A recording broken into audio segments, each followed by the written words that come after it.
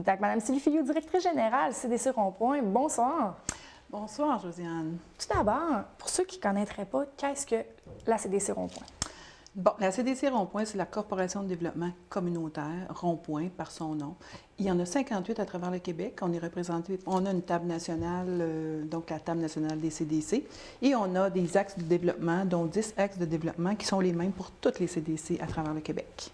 Vous l'avez mentionné dans votre nom, il y a le mot communautaire. Ici, pour Buckingham-Basse-Lièvre, on a quand même une belle panoplie d'organismes communautaires allant des jeunes pour les aînés. Qu'est-ce que vous en pensez? Bien, en fait, le regroupement des CDC, c'est ce qu'il y a de particulier parce que c'est un regroupement multisectoriel d'organismes communautaires. Ce qui fait en sorte que la CDC, ses membres, c'est autant des organismes qui sont financés au niveau du ministère de la Famille, au niveau du ministère de l'Emploi, de la Culture, Santé, Services sociaux.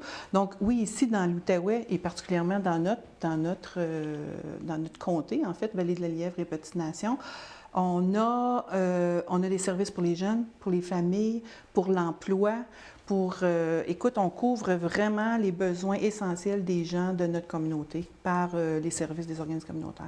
L'importance du communautaire, quelle est-elle?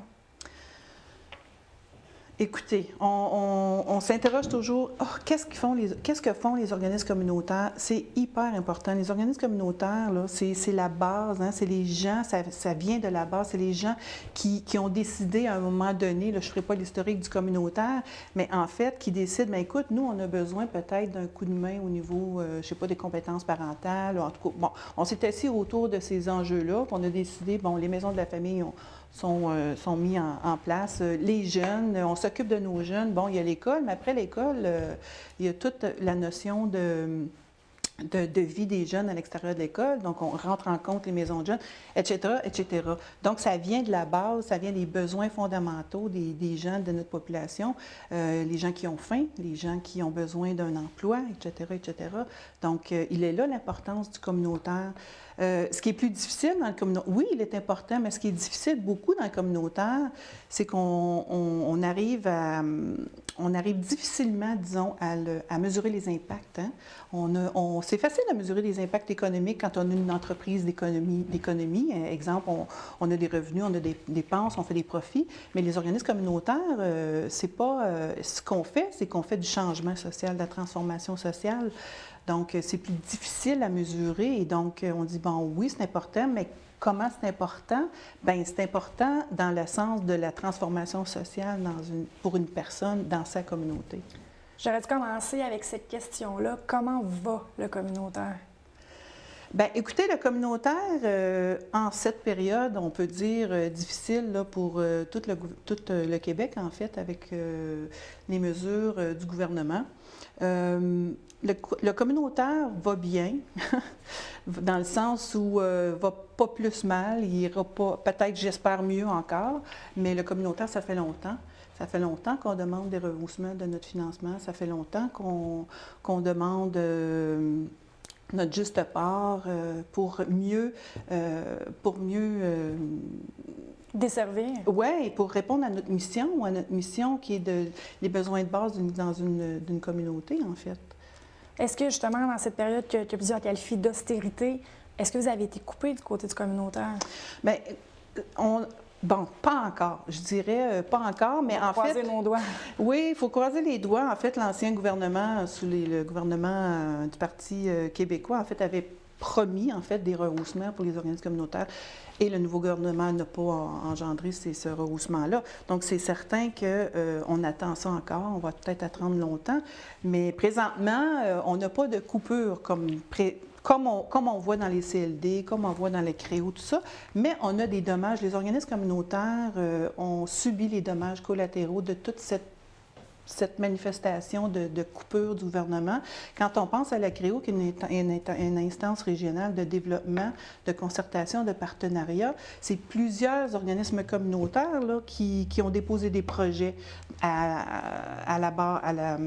pour la CREO, là, pour des développements sur le territoire. Ça veut dire que, bon, plus d'instances territoriales, OK, les organismes, ils font quoi? pour des projets dans leur milieu. Les CLD, la même chose. Toutes les entreprises d'économie sociale, ils sont, en tout cas, c'est des impacts qui sont excessivement importants pour la survie, en fait, des organismes communautaires. Il y a plusieurs problèmes qui posent un casse-tête, si je peux dire, mais qu'est-ce qui fait en sorte que vous vous levez le matin et vous continuez? Qu'est-ce qui fait en sorte, selon vous, que tous ceux qui œuvrent dans le milieu du communautaire continuent de se lever le matin pour aller donner un coup de main? Quand on choisit de venir travailler au communautaire, on choisit un mode de vie. On croit que notre mission est importante, puis on travaille avec des gens. Donc, et c'est ça, je pense, qui fait en sorte. On ne veut pas prendre la communauté en grippe. Donc, on essaie de continuer quand même avec ce qu'on a pour travailler. On est habitué de travailler avec le financement que nous avons. C'est certain qu'on revendique un rehaussement de financement, j'imagine et j'espère et je le souhaite grandement que le gouvernement va réaliser à quel point les organismes communautaires ont un impact économique et un impact social important dans nos communautés. Moi, je crois à ça et moi, je crois qu'il faut justement, il y a des enjeux dans le communautaire. Il faut pas se redéfinir, mais en fait, il faut s'assurer que la mission qu'on donne, elle est bien comprise du gouvernement. Il faut appuyer avec des recherches, des faits.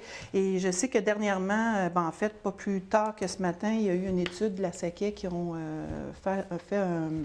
ont donné un document, ont sorti un document, en fait, sur les impacts économiques de l'action communautaire. Alors, c'est des faits, là, qui sont concrets. Donc, si le communautaire n'était pas là, le bénévolat... Puis le communautaire, c'est pas du bénévolat non plus, hein? C'est des gens qui travaillent, qui gèrent des gros budgets, qui ont des ressources humaines, qui donnent des emplois aux gens. Donc, c'est tout... C'est un emploi, un secteur d'emploi très important.